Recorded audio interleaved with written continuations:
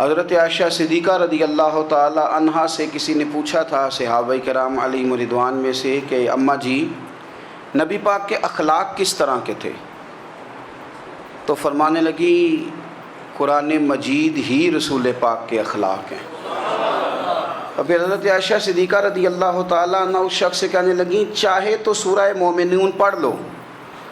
تو انہوں نے یہ ابتدائی آیات سورہ مومنون کی جب تلاوت کی تو حضرت عائشہ فرمانے لگی یہی تو میرے نبی پاک کے اخلاق ہیں، اور یہی وہ آیات ہیں جن میں اللہ تبارک و تعالیٰ نے بندہ مومن سے تقاضا کیا ہے کہ اگر وہ جنت کا وارث بننا چاہتا ہے، جنت وہ جگہ ہے جہاں رسول کریم علیہ السلام کا قرب بھی ملے گا اور رب کریم کی زیارت بھی نصیب ہوگی، وہ مقام فلاح، وہ مقام کامیابی، وہ مقام جہاں اللہ تعالیٰ اپنے بندوں پر اپنی رضا نازل فرمائے گا، اس مقام کا نام مقام جنت ہے۔ تو اس سورہ مبارکہ کی ابتدائی آیات کے اندر اللہ تبارک و تعالیٰ نے ان صفات کا تذکرہ فرمایا ہے کہ اگر وہ صفات ہم اپنے اندر پیدا کرنے میں کامیاب ہو جائیں، معنی یہ ہے کہ ہمیں اللہ تبارک و تعالیٰ نے جنت کا وارث بنا دیا ہے۔ بڑے غور کے ساتھ سورہ مومنون کی ان ابتدائی آیات پر غور کرنا چاہیے۔ رب فرماتا ہے قد افلح المؤمنون، تحقیق مومن کامیاب ہو گئے۔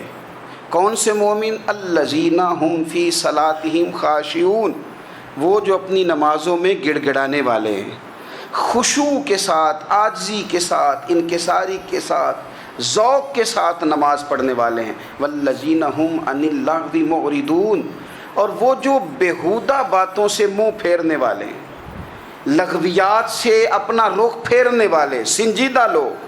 پھر ارشاد فرمایا والذین ہم للزکاۃ فاعلون، جو زکوٰۃ دینے کا کام کرنے والے ہیں۔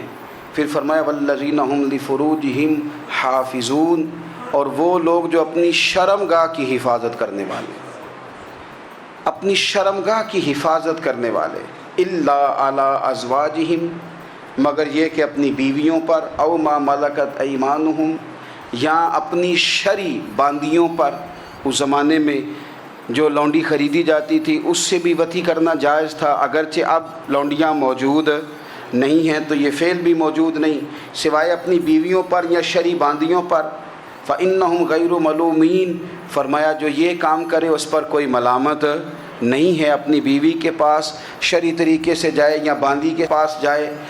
فمن ابتغى وراء ذلک، اور جو آدمی اس کے بعد اس حد سے بڑھے، اس کے سوا کچھ اور کرے جو بندہ، فرمایا فاولئک هم العادون، یہ لوگ حد سے بڑھنے والے ہیں، جو لونڈیوں اور باندیوں کے علاوہ، اپنی بیویوں کے علاوہ کسی اور جگہ گندگی کریں، یہ حد سے بڑھنے والے، حدوں کو کراس کرنے والے لوگ ہیں۔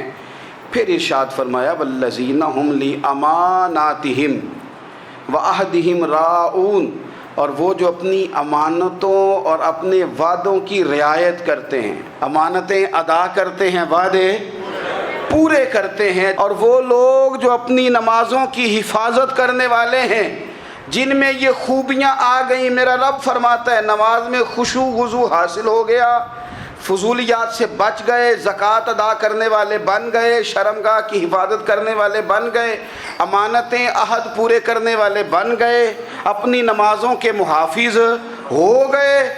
اللہ اکبر، قربان جائیں۔ مالک فرماتے ہیں اولئک ھم الوارثون، یہی لوگ تو وارث ہیں۔ یا اللہ کس چیز کے؟ فرمایا الذین یرثون الفردوس، یہ لوگ جنت کے وارث ہیں، یہ جنت کے وارث ہیں یہ لوگ۔ ہم فیہا خالدون، اور فردوس سے، جنت سے نکالے نہیں جائیں گے، ہمیشہ ہی جنت میں رہیں گے۔ یہ آیات اللہ کا مطالبہ بھی ہے، یہ آیات صحابہ، اہل بیت، اولیاء اللہ، ان تمام کی سیرت کا عکس بھی ہے۔ اور سب سے بڑھ کر سیدہ عائشہ صدیقہ فرماتی ہیں یہی تو آیات ہیں جنہیں اچھی طرح سمجھ لو گے تو تمہیں مدینے والے کے اخلاق بھی سمجھ میں آ جائے گا، حضور کے اخلاق بھی تمہیں سمجھ میں آئیں۔ بڑے غور کے ساتھ سورہ مومنون کی ان ابتدائی آیات پر غور کرنا چاہیے۔ رب فرماتا ہے قد افلح المؤمنون، تحقیق مومن کامیاب ہو گئے۔ کون سے مومن؟ الذین هم فی صلاتہم خاشعون، وہ جو اپنی نمازوں میں گڑ گڑانے والے ہیں، خشوع کے ساتھ، عاجزی کے ساتھ، انکساری کے ساتھ، ذوق کے ساتھ نماز پڑھنے والے ہیں۔ دیکھیں قرآن نے یہ نہیں کہا شروع میں کہ وہ لوگ اپنی نماز پابندی سے پڑھتے ہیں، بلکہ فرمایا وہ نمازوں میں عاجزی کرتے ہیں، وہ نماز میں خشوع کرتے ہیں، خضوع کرتے ہیں۔ نماز ہم بھی پڑھتے ہیں، ڈھیر سارے لوگ ہیں جن کا یہ مطالبہ ہے کہ میرا نماز میں دل ہی نہیں لگتا۔ پہلی بات تو یہ ہے کہ دل نہ بھی لگے تو نماز پھر بھی پڑھنی ہے، اور دوسری بات یہ ہے کہ دل لگانے کو بھی تو کچھ انسان کے پاس چیزیں ہونی چاہیے نا، کوئی ضروریات ہوتی ہیں۔ سب سے پہلی بات یہ کہ مسئلہ نماز کا نہیں، مسئلہ اہمیت کا ہے۔ آپ نے اللہ تبارک و تعالیٰ کی ذات کی، رب کریم کے جلالت کی جتنی زیادہ اہمیت اپنے دل میں محسوس کر لی، اتنا ہی نماز کی طرف توجہ آپ کی بڑھ جائے گی۔ آپ سادی سی مثال ہے، غور کر لیں، جتنا آپ اپنے استاد کو پروٹوکول دیتے ہیں، جتنی عزت کرتے ہیں، اتنا ہی وقت پہ آپ ان کے پاس پہنچ بھی جاتے ہیں۔ اگر آپ کے دل میں اہمیت نہیں ہے تو آپ ٹال دیں گے، اور جس استاد کی اہمیت ہے اس کے فون کی گھنٹی بجتے ہی فون بھی اٹھایا جائے گا، اور بات پوری مکمل بھی نہیں ہوگی تو کہا جائے گا جیسے آپ کہیں گے، اور جو وقت وہ دیں گے ان سے 10 منٹ پہلے پہنچنے کی کوشش بھی کی جائے گی۔ بس سمجھ لیں دل لگنے نہ لگنے کا مسئلہ نہیں، اہمیت کا مسئلہ ہے۔ آپ جتنی اپنے مالک کی بارگاہ کی اہمیت سمجھ لیں گے، اتنا ہی وقت پہ مسجد آئیں گے، اتنا ہی شوق سے نماز پڑھیں گے۔ دوسری بات، نماز کے ترجمے پہ غور کریں۔ آپ یقین کریں اگر نماز کا ترجمہ ہمیں آ جائے نا تو ہمیں تو یوں لگے کہ ہم تو اپنے مالک کی بارگاہ میں عرض و معروض کرنے حاضر ہوئے ہیں۔ یہ سورہ فاتحہ ہی دیکھ لیں آپ، حضور فرماتے ہیں، رب فرماتا ہے سورۃ فاتحہ آدھی میری ہے آدھی میرے بندے کی ہے۔ جب اس نے کہا الحمدللہ رب العالمین الرحمن الرحیم مالک یوم الدین ایاک نعبد و ایاک نستعین، جب یہاں تک وہ لفظ کہتا ہے تو یہ حصہ میرا تھا۔ اس نے اپنے رب کی تعریف کی، اور جب کہا نا اس نے اہدنا الصراط المستقیم، اب بندے نے التجائیں شروع کر دی۔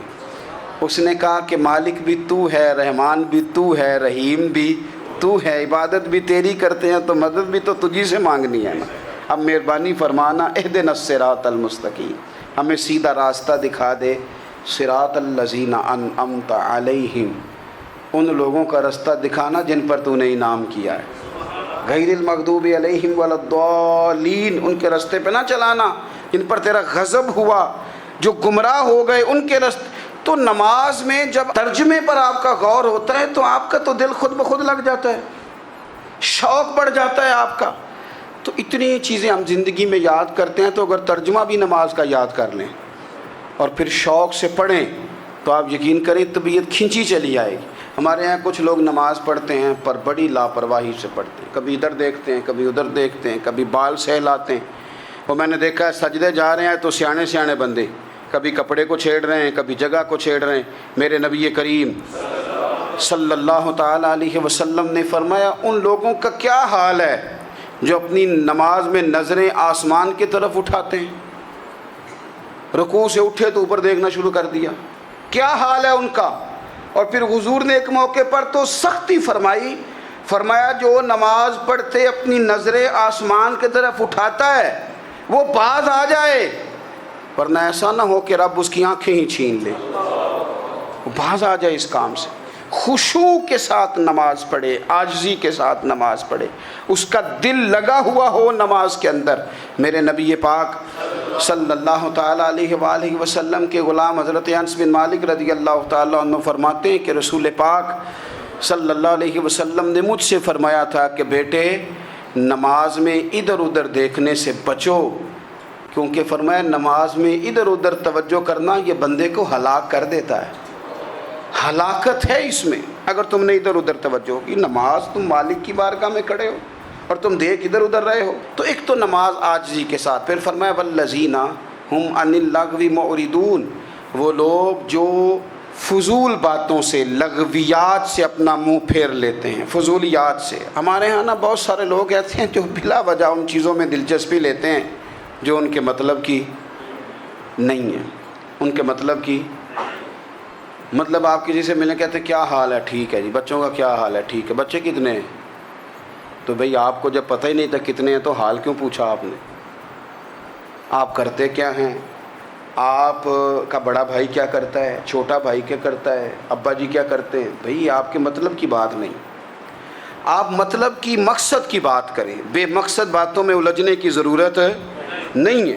دیکھیں، اپنا ادارہ میں چلاتا ہوں، اپنا گھر آپ چلاتے ہیں، اپنی ڈیوٹی آپ کرتے ہیں۔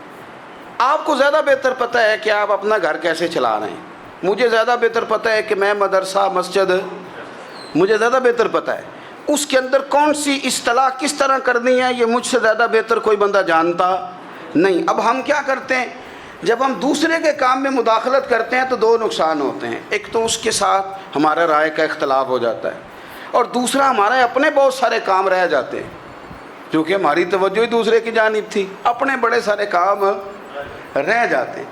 اس لیے بہت ساری ایسی چیزیں ہیں جن میں بلا وجہ کوئی مقصد نہیں۔ ہم پرانے لوگوں سے باتیں سنا کرتے تھے، ہمارے بزرگ کہا کرتے تھے جڑے پنڈ جانا نہیں، جڑے پنڈ جانا نہیں اودا راہ پوچھنے دی کی لو۔ لغویات میں نہ الجھیں، فضولیات میں نہ الجھیں، یعنی ٹو میں رہنا، ٹو میں۔ آپ یقین کریں، میں نے پرسنلی طور پہ اس چیز کو محسوس کیا ہے کہ ہمارے بہت سارے اہم حقوق صرف اس لیے مس ہوتے ہیں کہ ہماری اپنے سے زیادہ توجہ سامنے والے پہ ہوتی ہے، سامنے والے۔ میں نے دیکھا بڑے بڑے عجیب سوال اور بڑے بڑے انوکھے سوال، مطلب یہ کہ اتنی لمبی چوڑی، اور لوگوں کو بڑا پتہ ہوتا ہے یہ فلاں آدمی جو ہے اس کے بچے کتنے ہیں، وہ بیاہ کہاں پہ ہیں، کس کس علاقے میں ان کی شادیاں ہوئی ہیں۔ اتنی تفصیلات کی ہمیں ضرورت نہیں ہے، ہم سے تو ہمارے بارے میں پوچھا جائے گا۔ تو ہمیں اپنا معاملہ بڑا صاف ستھرا، دیکھیں کیا سونی بات کی مدینے والے رسول نے، قربان جائیں حضور کے جملوں پر۔ ایک شخص نے پوچھا حضور سونا اسلام کون سا ہے، خوبصورت مسلمان کون ہے؟ تو نبی پاک صلی اللہ علیہ وسلم نے فرمایا وہ خوبصورت مسلمان ہے جو بات اس کے مقصد کی نہیں، بے معنی ہے، وہ بات وہ چھوڑ دے۔ بے مقصد باتوں سے الجھنا جو بندہ چھوڑ دے وہ مسلمان بڑا سونا مسلمان ہے۔ ہم کمزور اس لیے ہوتے ہیں کہ ہماری توجہ زیادہ دوسروں کی باتوں پر پڑتی ہے۔ پھر فرمایا والذین ھم للزکاۃ فاعلون، وہ لوگ جو زکوٰۃ دینے کا کام کرتے ہیں، صدقات کرتے ہیں، خیرات کرتے ہیں، وہ کامیاب ہو جاتے ہیں۔ پھر فرمایا والذین ھم لفروجہم حافظون، وہ جو اپنی شرمگاہ کی حفاظت کرتے ہیں۔ نوجوان میری بات پر توجہ کریں، فرمایا وہ لوگ جو اپنی شرمگاہ کی، والذین ھم لفروجہم حافظون، وہ لوگ جو اپنی شرمگاہ کی حفاظت کرتے ہیں۔ حضور غوث پاک رضی اللہ تعالیٰ عنہ فرمایا کرتے تھے دو چیزیں انسان اپنی سنبھال لینا، ایک پیٹ اور ایک شرمگاہ، تو فرماتے تھے ولایت اس کے بڑی قریب آ جاتی۔ ہم نہ ان لذات میں الجھ جاتے ہیں۔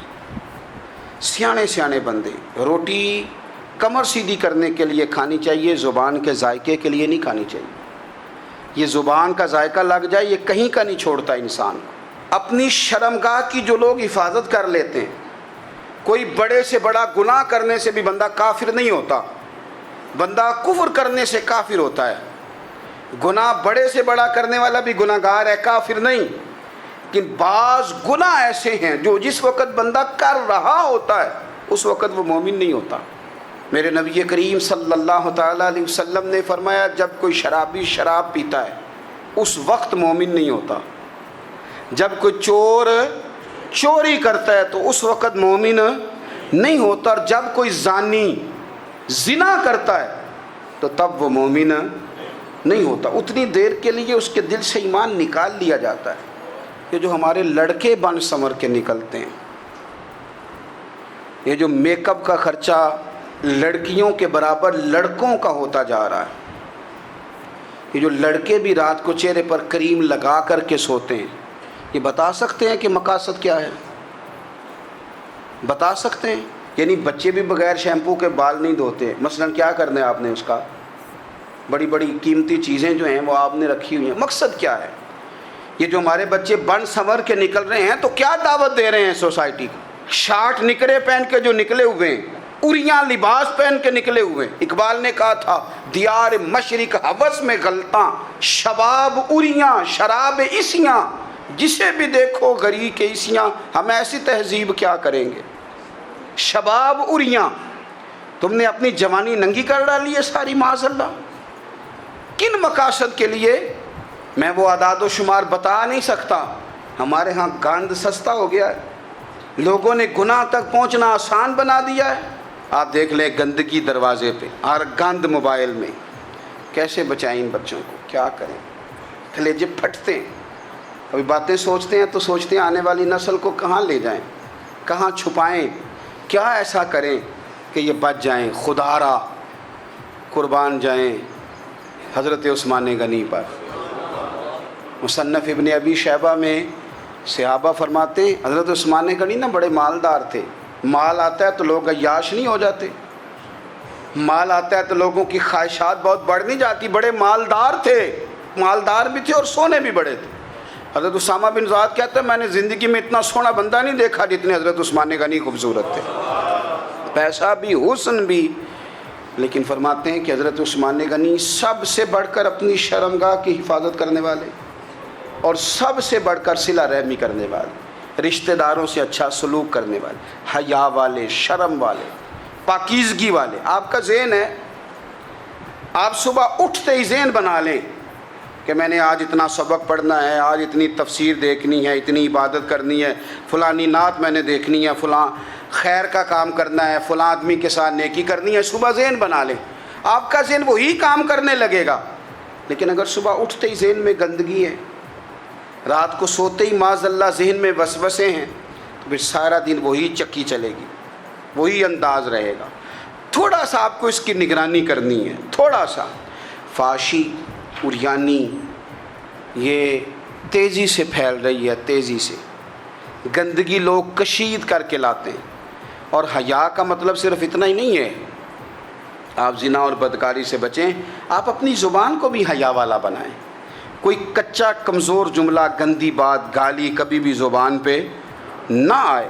آپ کا انداز حیا والا ہو. بے باک ہو جانا، بے باک بولنا، میں باریکی سے اس بات کو سمجھتا ہوں اور میں آپ کو بہت ساری بزرگوں کے ارشادات کا نچوڑ عرض کرنے لگا ہوں.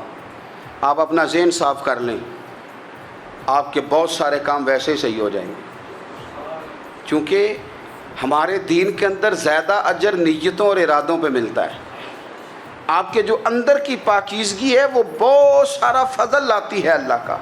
اور اگر دل ہی ناپاک ہو، ذہن ہی ناپاک ہو، تو وہ خیر کی چیزیں کس طرح کر کے داخل ہوں گی؟ اپنی شرمگاہ کی قربان جائیں. نوجوانوں ذرا غور کرنا. میرے نبی کریم صلی اللہ تعالیٰ علیہ وسلم کے بارے میں حضرت عائشہ صدیقہ فرماتی ہیں کہ عرب کی کنواری لڑکیاں بڑی حیا والی ہوتی تھیں، لیکن اللہ کے پیارے رسول صلی اللہ علیہ وسلم عرب کی کنواری لڑکیوں سے بھی بڑھ کر حیا والے تھے. یہ ہمارے بچے مذاق میں ہمیں کئی دفعہ کہتے ہیں شادی کرا دو، شوگل میں کہہ دیتے، ابا کو کہہ دیتے ہیں، ابا کو نہیں منہ پہ آ کے کہہ دیتے ہیں، کہتے ہیں یہ بڑا بھائی مصیبت بن گیا، یہ ہٹے گا تو ہماری باری آئے گی.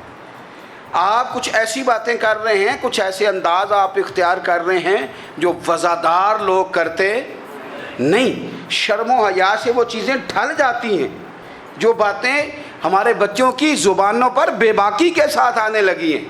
اور میں آپ کو ایک عقلی بات عرض کرتا ہوں، آپ اپنی زبان سے جو جملے خود ادا کرتے ہیں وہ جملے آپ کے دل پر بھی اثر کرتے ہیں. اگر آپ غلط بات بار بار کریں گے تو آپ کا دل بھی غلط بات کی طرف مائل ہو جائے گا. آپ 10 بار 15 بار 20 بار کوئی خیر کی بات کریں، خیر کی، تو آپ دیکھیں گے آپ کا دل بھی خیر کی طرف مائل ہو جائے گا. آپ خیر کی باتوں پر اپنے آپ کو لائیں، اچھی باتوں پر اپنی توجہ لائیں، آپ کا دل بھی اچھائی کی طرف مائل ہو جائے گا. کفل کا ایک واقعہ ترمذی میں ملتا ہے. ایک شخص کفل نام کا تھا بنی اسرائیل میں. ایک عورت مجبور تھی، اس کے بچے بھوکے تھے، تو کفل نے اسے مائل کر لیا کہ تو میرے ساتھ گناہ کرے گی تو پھر میں تیرے بچوں کی روٹی تجھے دوں گا. تو وہ عورت پہلے تو بیچاری نہ مانی، لیکن بچوں کی بھوک دیکھ کے مجبور ہو گئی. جب کفل کے قریب گئی نا وہ عورت، اس نے دروازے سارے بند کر لیے. ترمذی شریف میں اس کا واقعہ موجود ہے. چاروں جانب سے بند ہو گیا سارا کچھ. لیکن جب وہ کفل کہتا ہے میں اس بی بی کے پاس جانے لگا تو عورت کا وجود کانپتا تھا. جس بندے کو گناہ کی طرف جاتے اس کی طبیعت میں ہیجان پیدا ہو تو مانا یہ ہے کہ ابھی ذہن پورا غلیظ نہیں ہوا, ابھی طبیعت پوری گندی نہیں ہوئی, ابھی ایمان کی بہت ساری قسمیں موجود ہیں, عورت کا وجود کانپتا ہے. تو کفل کہتے ہیں کہ میں نے اسے کہا کہ سارے دروازے بند ہیں, ڈرتی کیوں ہے؟ تو کہنے لگی ڈرتی اس لیے ہوں کہ سارے دروازے بند نہیں ہوتے, ایک دروازہ کھلا ہے اور وہ دروازہ رب قدیر کا دروازہ ہے, اسے کیسے بند کیا جا سکتا ہے؟ تو کہتے ہیں جب اس نے یہ لفظ کہے تو مجھ پر بھی بات کا اثر ہوا, مجھ پر بھی. تو میں نے کہا کہ اگر تو عورت ہو کہ رب سے اتنا ڈرتی ہے تو مجھے تو اس نے مرد بنایا ہے, تو مرد تو ہوتا ہی وہ ہے جو اپنے آپ پر کنٹرول کر سکے. تو اب نہ معاملہ آگے جائے گا, اب یہاں بات رکے گی نہیں, جا میں تجھے آزاد کرتا ہوں.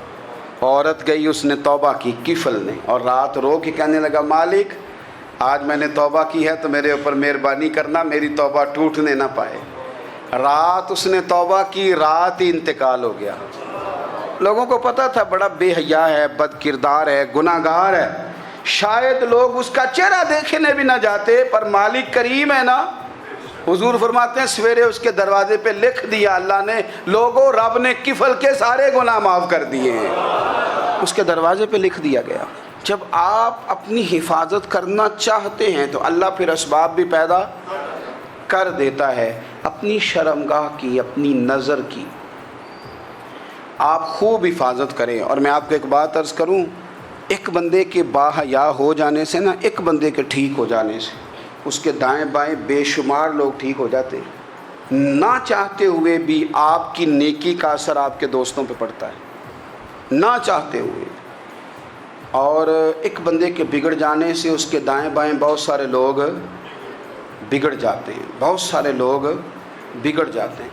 آپ اگر اپنے لب و لہجے پر یہ پابندی لگا سکیں اور اپنے آپ کو اگر آپ سنبھال سکیں تو پھر یاد رکھیے گا بڑی ساری چیزیں بہتر ہو جائیں گی. کچھ چیزیں ایسی ہوتی ہیں جو ہم نہ فراخ دلی سے بانٹتے ہیں, اور کچھ چیزیں ایسی ہوتی ہیں جو مجبور ہو کر ہم دیتے ہیں. کئی دفعہ ایسا ہوتا ہے کہ سامنے والا کچھ زیادہ تکلیف میں ہوتا ہے اور ہمارے پاس بھی وسعت نہیں ہوتی, لیکن زیادہ اجر اسی بندے کو ملتا ہے جو تھوڑی تکلیف برداشت کرے اور سامنے والے کی تکلیف کو دور کرے. مدینہ منورہ میں نا قحط پڑ گیا تھا, غلہ نہیں ملتا تھا, تو قحط کے زمانے میں لوگ نا پھر چیزوں کو مہنگا کر کے بیچتے ہیں. ہمارے ہاں ایک طرف چینی کی لائنیں لگی ہوتی ہیں اور دوسری دفعہ چھاپا پڑتا ہے, پورے کے پورے گودام بھرے ہوئے نکل آتے ہیں. لوگ مصنوعی قلت پیدا کر دیتے ہیں. حضرت عمر فاروق رضی اللہ تعالیٰ عنہ کے زمانہ نور میں قحط پڑ گیا تھا, گندم کا دانہ اس طرح ہو گیا تھا جس طرح سونا ہے. سیدنا عثمان غنی رضی اللہ تعالیٰ عنہ کے نا بہت سارے اونٹ غلے کے بھرے ہوئے مصر سے آئے, اور لگتا یوں ہے کہ وہ شخص آپ ہی کو غلہ دیتا تھا, کسی اور کو دیتا بھی نہیں تھا, جو اونٹ بھر کے اس نے لیے. تو مدینہ منورہ کے اندر جب وہ مال پہنچا نا, آپ کو بتانا یہ چاہ رہا ہوں کہ ساری تجارت بندوں سے نہیں کرنی چاہیے, کچھ اللہ سے بھی کرنی چاہیے. رب سے جو بندہ تجارت کرتا ہے وہ بڑا کامیاب ہوتا ہے. وہ غلے سے بھرے ہوئے اونٹ آپ کے پہنچ گئے تو تاجر آئے, انہوں نے آگے کہا عثمان ہم کھول کے نہیں دیکھتے کہ اندر مٹی ہے کہ سونا ہے, اور یہ بھی نہیں پوچھتے آپ نے کتنے کا خریدا ہے, آپ کی زبان پر اعتبار ہے. آپ نے جتنے کا مال لیا ہے نا ہم ڈبل دیتے ہیں, آپ ہمیں دے دیں. آپ فرمانے لگے نہیں مجھے زیادہ نفع ملتا ہے. انہوں نے کہا 2 گنا, فرمایا نہیں زیادہ ملتا ہے. کہا 3 گنا, فرمایا زیادہ ملتا ہے. وہ کہنے لگے اس سے زیادہ تو کوئی تاجر ہے ہی نہیں جو زیادہ دے. فرمایا بس مجھے ملتا ہے نا. کہا کتنا ملتا ہے؟ فرمانے لگے لگتا ہے کہ اگر وہ تاجر زیادہ کرم نوازی کرے تو 700 گنا تو دے گا ہی, اور باقی کریم ہے. انہوں نے کہا جی نہیں اتنا نہیں ہم دے سکتے, پھر آپ بیچ لیں. یہ بات ہی سمجھ میں نہیں آتی. لوگ چلے گئے تو حضرت عثمان غنی مال اٹھا کے مسجد کے دروازے پہ لے گئے, جا کے کہنے لگے اے عمر اعلان کر دیں جس غریب کو گندم کی ضرورت ہے, آسانی کے دور میں نہیں دقت کے دور میں, جب لوگوں کو مل نہیں رہی چیز, جس کو ضرورت ہے وہ آئے اور آ کے لے جائے۔ جب جناب عثمان غنی کے اس غلے کا اعلان ہوا تو تاجروں کو اب مسئلہ سمجھ میں آیا کہ یہ 700 گنا کو بندہ نہیں دے رہا، یہ رب کریم عطا فرما رہا ہے۔ میرے عزیز، کچھ سودے رب کے ساتھ بھی کریں۔ اگر کوئی بڑا ضرورت مند دروازے پہ آ جائے نا تو پھر اپنا نفع نقصان نہیں سوچنا، پھر تو رب کے ساتھ تجارت کرنی ہے۔ ضرورت مند کی ضرورت کا لحاظ کرنا، یہ نہ مسلمانوں کے ایک دوسرے کے قریب کرے گا۔ ہم کون ہوتے ہیں کسی کی حاجت پوری کرنے والے، ضرورت پوری کرنے والے؟ کرنے والا تو اللہ ہے۔ تو اگر رب ہمیں کبھی وسیلہ بنائے، ذریعہ بنائے، تو پھر ہمیں ذرا نا خوش دلی سے بننا چاہیے، ذوق اور شوق سے بڑھنا چاہیے، پھر ہمیں کمزور نہیں پڑنا چاہیے۔